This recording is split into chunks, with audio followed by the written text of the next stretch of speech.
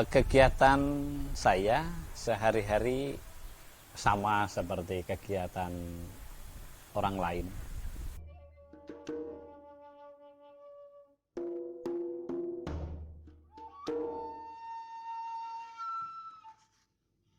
Karena kegiatan saya di bidang sosial, ya langsung sesuai dengan apa yang sudah saya jadwalkan untuk hari-hari yang mau saya lakukan.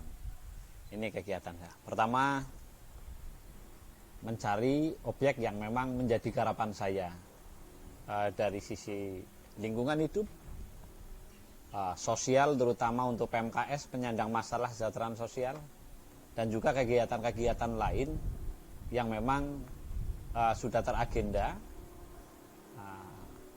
yang harus saya lakukan setiap harinya. Itu mana saja yang harus kita dahulukan. Tapi yang jelas kegiatan-kegiatan tadi di depan yang saya utamakan.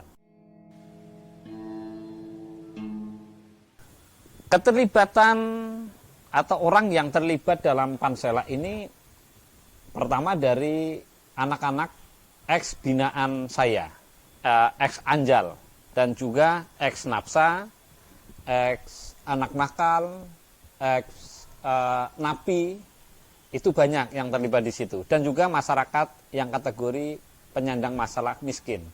Jadi kami rekrut, kami arahkan, kami rubah mindsetnya untuk mau peduli dengan kegiatan terutama pada program Pansela.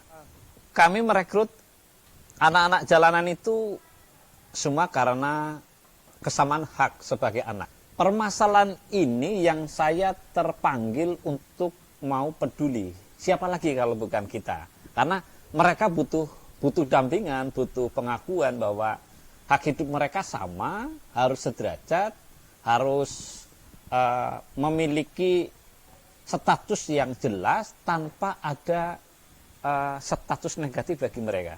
Dan kami ingin merubah pandangan masyarakat yang selama ini mendiskriminasikan anak yang punya permasalahan seperti itu. Kesannya ada stempel sampah masyarakat dan yang lain-lain. Ini yang membuat saya tidak adil kita hidup kalau kita memberikan status pada orang lain adalah status orang yang bermasalah dalam hal ini karena kesengajaan.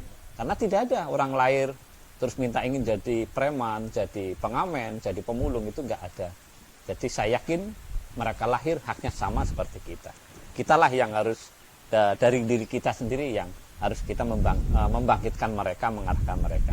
Mereka butuh kita. Saya sudah punya planning.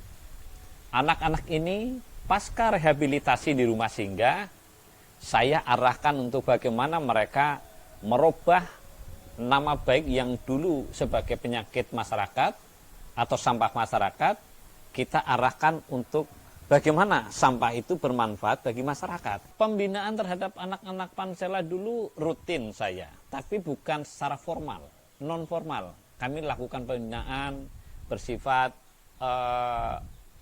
alami saja. Kita dampingi di tempat, di terminal, di ladang, di tempat wisata, di mana mereka bisa berkumpul minimal 2 orang.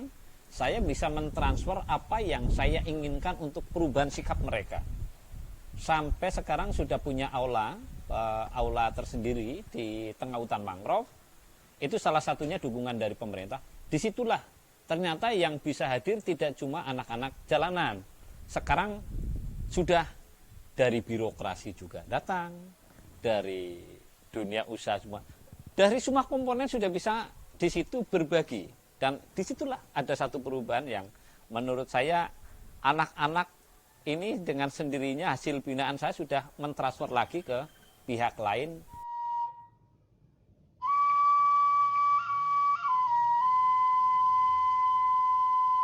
Kurang lebih sekitar tahun